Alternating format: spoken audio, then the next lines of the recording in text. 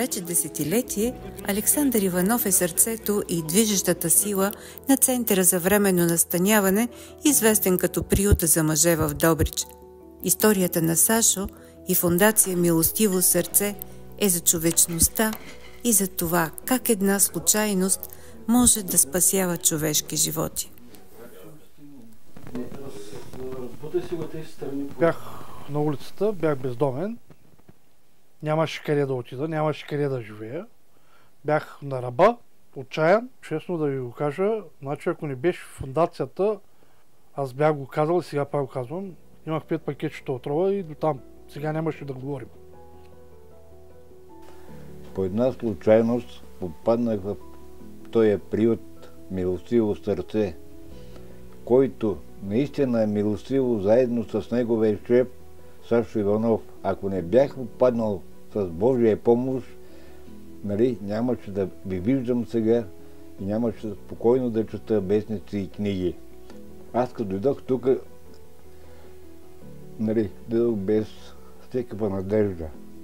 И съм споделял с него, викам Сашо, от тук, ако не успеем да прогледна, аз ти слагам край на живота. Имам 5 лева в джоба, ще отида до Варна и ще опитам да препустя чак.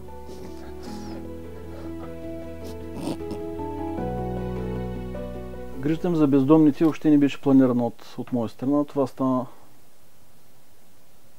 2012 година, като започнах сам да се грижа за двама бездомни мъж и жена, които живееха в един трансформатор. И после близки мои приятели се добавиха, оказаха помощ и успяхме да помогнем на самите хора. И всъщност всичко започна от този трансформатор от тия двама човека. Когато втори или трети път, когато отивах при хората да им занеса хранителни продукти, и Радослав, така се казва мъжът, който живееше в трансформатора, ми подаде своята ръка. И тя беше толкова мръсна, че самата мръсотия вече нямаше как да бъде закрепена на ръката му и падаше на люспи, имаше просто някакви светли петна. И той сподаде ръката му и аз просто си представих за секунди колко много микроби, колко много кофе е ровил той, но знаех, че ако аз не подам моята ръка, той ще се обиди, просто няма как да има някакви взаимоотношения от там нататък. И въпреки всичко стиснах силно неговата ръка и от там нататък тръгнаха добре нашите взаимоотношения. 2013 година есента започна работа в приюта и работа с бездомните. До този момент честно казано, съм ги броил до 100. Може би са някъде около 105-106 човека. През тези години успяхме да помогнем трайно на 40 от тях. Имам предвид, че тия хора вече не са на улицата и са трайно установени и са минали години от нашата работа. Вече 12 години става. Съм това, което в момента. Значи Сашо ми помогна, той ми протегна малка сламка, може би беше, за мен беше много. Значи той ми протегна ръка, даде ми топлина, даде ми дом, направи връзка, общинско жилище, работа намерихме, приятели негови, и практически много ми помогна. Сашо много ми помогна. В тази страна, гледна точката, много ми помогна. Когато постъпих в приюта, почти бях слеп. Не виждах абсолютно нищо. Така по стените ходех, той ми помагаше да излеза, да запаля цигара, подаваше ми да ям. Благодарение на Милостивото сърце на Сашо Иванов и фондация Милостиво сърце, той ми помогна и ми даде кораж за живот. Намери очен лекар, доктор Ананиева от Първа градска поликлиника, която с нейните златни ръце ми направи първата операция на лявото око. Когато на втория ден отидохме да ми спалят лепенката, аз не бех виждал слънцето от повече от половин година. И така съм извикал и съм прегледал лекарката във въздуха, че хората са събрали пред кабинета и мислят, че става бой. Това беше един от най-щастливите ми мигове в моя живот. След един месец направиха и на дясното око. И сега съм благодарен и на двамата и желая на техните семейства здраве и от здраве да се не отръват и да помагат на такива нещастни хора като нас. Ами с лична карта ми извадя, защото нямах лична карта към 20 години. И ми издействаха пенсия. И ми помогнаха да се намеря квартира и са стави 5 години. Съм самостоятелен.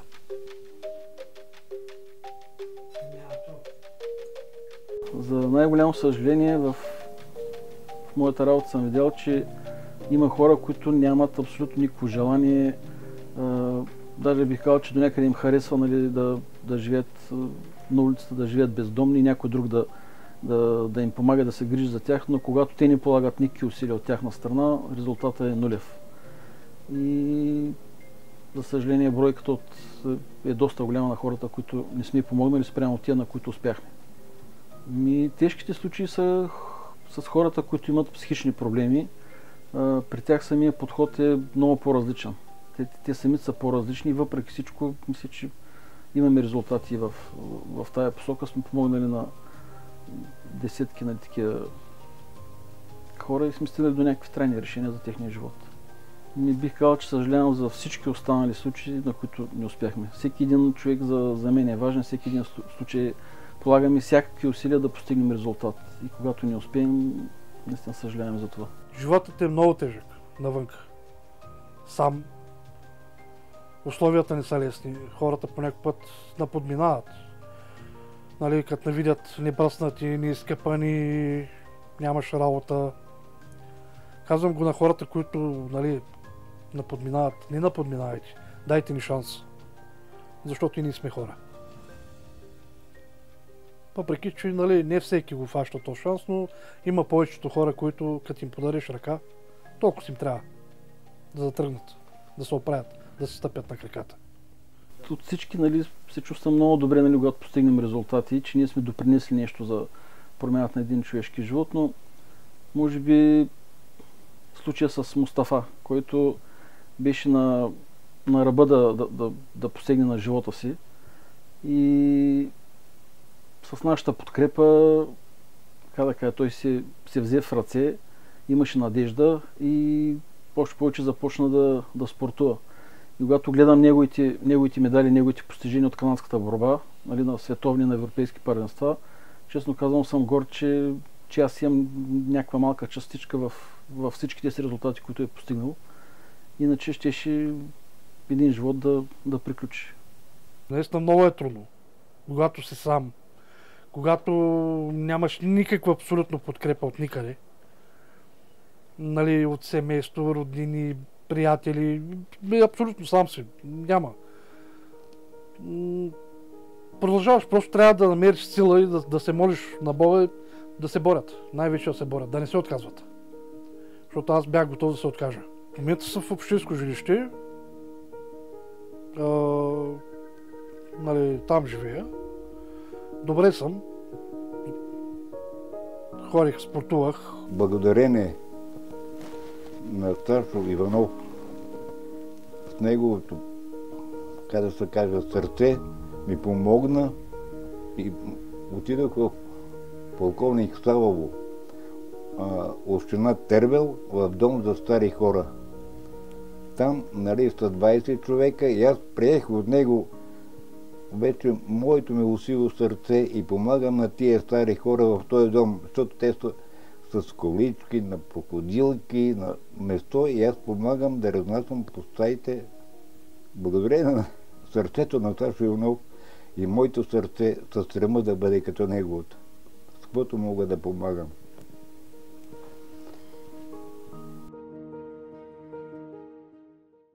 Сутрин всеки си оправя леглото, нали, на хората, които са при нас, с изключение на тия, които имат някакви по-сериозни увреждания. Човека, който от съседното легло му помага да си оправи леглото. Сутринта е закуската, която ние приготвяме. Всеки ден има и задължение. Разделят се, нали, самите помещения. Двама човека, примерно, да почистват определени стаи. Когато е добре, времето е хубаво, вън в градината, нали, се почиства, се измита и оттам нататък вече за обед започва готвенето. Тие, които, нали, са сравнително здрави, започват да помагат с приготвянето на самата храна. Дали ще белят картофи, дали ще режат лук или моркови, просто за да стане по-бързо. И по този начин ние помагаме на тях, те ни помагат на нас и резултатите са на лице. Самата организация, както и приюта, се издържа само от дарения и бих казал, че ако нямаме хора зад гърба си, ако ги няма нашите дарители и приятели, мисля, че няма да постигнем абсолютно никакви резултати. Няма да имаме нито един спасен човешки живот, така да се каже. Така че бих казал, че голямата заслуга е за дарителите и приятелите.